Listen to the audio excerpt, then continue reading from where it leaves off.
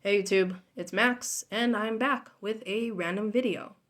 So I came across a CNN article called Dr. ChatGPT, where people were surveyed and they rated ChatGPT better than actual doctors in terms of bedside manner. So basically saying, I like ChatGPT better than my actual doctor. Um, and better that's very loaded because a AI language model lacks certain things that would impact bedside manner. And to some, this might be a good thing, like, oh, I don't have to worry about how my doctor is talking to me and things like that.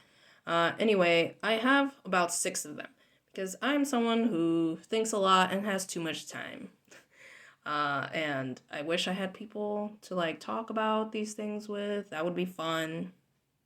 Uh, anyway, I have six. One is that it doesn't have personality or emotions. So these things can factor into how a person perceives their provider's bedside manner. Number two, it doesn't have human needs like eating, sleeping, relaxing, hygiene, anything like that. So if a doctor is like not having a good day and like their car broke down or something, that's gonna impact their bedside manners. Uh, the next two are related to communication. So it can't communicate non-verbally. So this is under what is known as kinesics, and it's a new term that I learned. And this includes facial expressions, gestures, hand movements, eye contact or lack of, nodding, body language like crossing your arms or posture. Four is the absence of paralinguistics, which is another term that I learned, which is defined as a component of metacommunication, which is considered nonverbal because it's separate from actual words or information that's being relayed.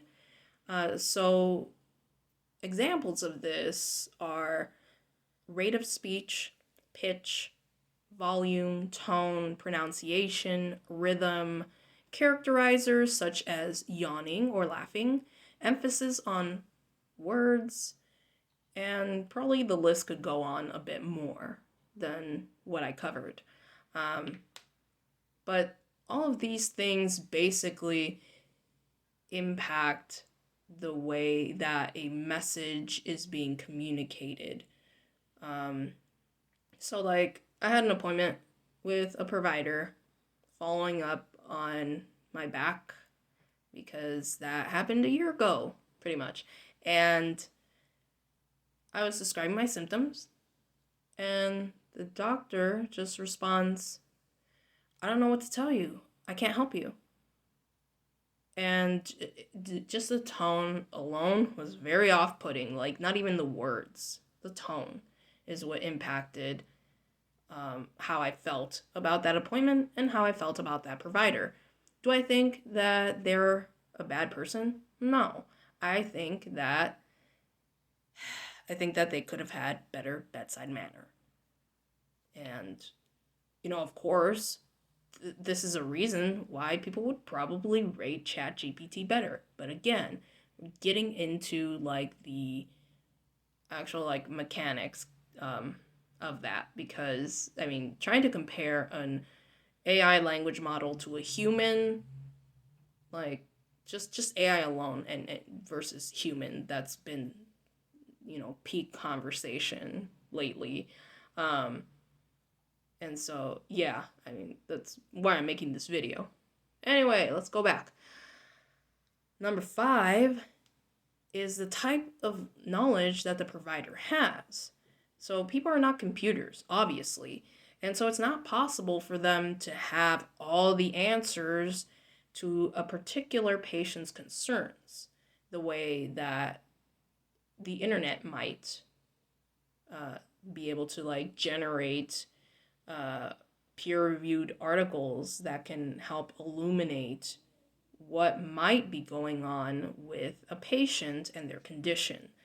Um, and so, yeah, then of course, you'll have people um, who end up trying to look for that information on their own, hence using ChatGPT. And I have used it myself to ask it some simple questions, nothing too in depth, and I can discern, like, okay, like I should still talk to my doctor anyway and see if there's anything that they can do to help me. Um, and note that, all these points around like communication and things like that is generalized to hearing and seeing people, and not to, and I'm not including like people who are blind and deaf. And I'm explaining this through the lens of an English speaker in mind, because that's the only language I talk. I mean, I can talk some Spanish, but I speak some Spanish, but not very well. Not very well. And there's just a lot of factors in the information that I'm relaying because of my limited life experience. I don't know what it's like to be or I don't know what that experience is like on either side, like whether that's the doctor providing the service or the patient. Okay, back on track. Last one, number 6, is human perception. That one's also very loaded. Uh, don't mind me, I'm just looking at my notes. So like AI language models are digitally restricted, so they're not within the realm of the physical environment of human existence. Yes, they are made by people, but it is technology, so it is not within the physical realm that we live in, where, things like air quality can cause your allergies to flare up, and then, you go into the office and you have to see multiple patients in the day, and you're dealing with like a migraine or something, like all those things, again, are going to impact bedside manner. So yeah, there's a lot of factors. Anyway, with human perception, like being able to interact with a person and understand them and build relationships with them and collaborating with patients, family, colleagues, and the like, to address concerns that a patient has, like all that stuff is important and is not something that can be captured necessarily by an AI language model. So that, those are things that it doesn't really have going for it necessarily. I'm not saying that like things like ChatGPT, like, oh, that's all bad, we should get rid of it, like la la la. But there are like ethical concerns that should be considered, and we need to use it responsibly. Anyway, yeah, it doesn't have human senses, so it is limited to the digital environment. I'm not saying that's a bad thing or a good thing, just saying that just the title is misleading. But I do understand that if you had to pick one, the ChatGPT is not going to be necessarily rude to you because it's not human. It doesn't have like emotions and things like that, like I said. Anyway, ChatGPT itself notes that it can make mistakes because it's fallible. It's made by humans, and we are fallible. Logic. And it says it can make mistakes such as providing inaccurate or outdated information. It depending on what prompt you input or the question that you ask, it can misunderstand what you're saying, and that could lead to having ambiguous or unclear information, communicated back to you. It also has limited knowledge. And then for bias, which, people have it and technology can have it also because, again, made by us. So that is depending on like the training data and algorithms that are used to develop it, which could lead to bias, whether that's like racial or related to gender or religion or ethnicity, things like that.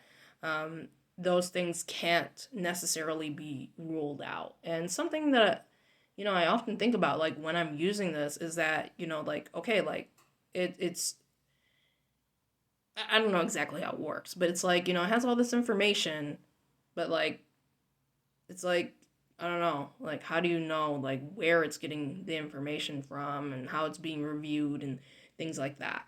Um, okay, this video is getting kind of long, sorry. Anyway, another part about this that I thought about is, and this is like, not news. It's public information already. People know about this already.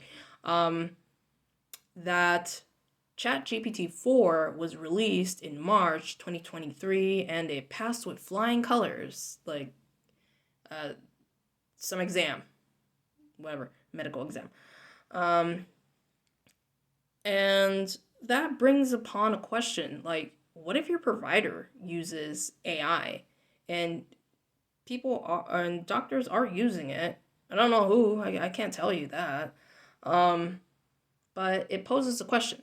What kind of responsibility does a healthcare provider have in using AI language models in their work? So, although I can see how an AI language model could be helpful to physicians in helping them do things like generating reports or drafting messages to patients where the risk might be lower, um, there has to be checks, there has to be proofing for errors and biases. And for me personally, I wonder, what responsibility do they have in disclosing whether or not they are using AI language models in their work? I tried looking it up and I couldn't find anything about doctors or healthcare providers uh, having to disclose that. But that's an ethical issue, and I would hope that transparency is being valued, um, so that people know where they're getting this information. And now I'm thinking about too, like, a physician's education alone, like without the AI language model, like, I don't know. They all have to pass the same exam, right?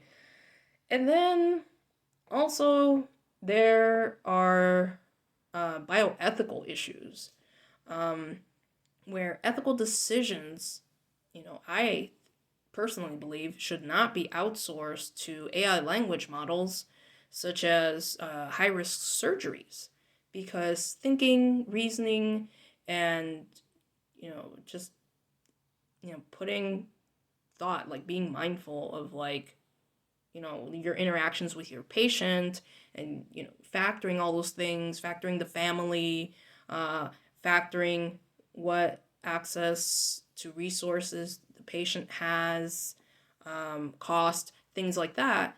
All those things need to be considered, and simply outsourcing uh, like a ethical decision like that, like, oh, should I perform this surgery on a patient if their life is, it's not going to be guaranteed, like if the success rate is, going to be low. um that's that's pretty dangerous, because patients also put a great deal of trust and hope that their doctors are acting with integrity, and because it's concerning a human life. And so I don't think that an AI language model uh, is qualifies as an entity that can make that kind of decision. That's something that a human needs to work out, because human to human. I don't know. People out there probably have different arguments and perspectives than I do, but that's just where I'm coming from. Anyway, because all of this to say that I think doctors play a very important role in what they do, and they don't always realize that how they say something matters, because it can come across as intimidating, it can be dismissive or invalidating or off-putting, and this could lead to, like, negative outcomes where your patient is not going to trust you anymore because they don't like their interactions with you. And it can be it's a whole thing. Like, I just think that doctors need to pay more attention about how they're showing up for their patients, because then you're going to lose patients. Like, they're going to go to somebody else who probably has better bedside manner and is on top of their expertise. Like, both things are important. Like, you can be the smartest doctor ever, but if you're rude to your patients, then that is something vital that is missing in your practice. I don't know why all of a sudden this turned into me talking to doctors. I, I have respect. I have respect. I'm just saying, bedside manner, that matters. um, but yeah. Let me know what you think about AI language models in healthcare. There's a whole lot that I didn't cover, and I'm sure other people have covered it a lot better. But I just wanted to talk about it because. Anyway, bye.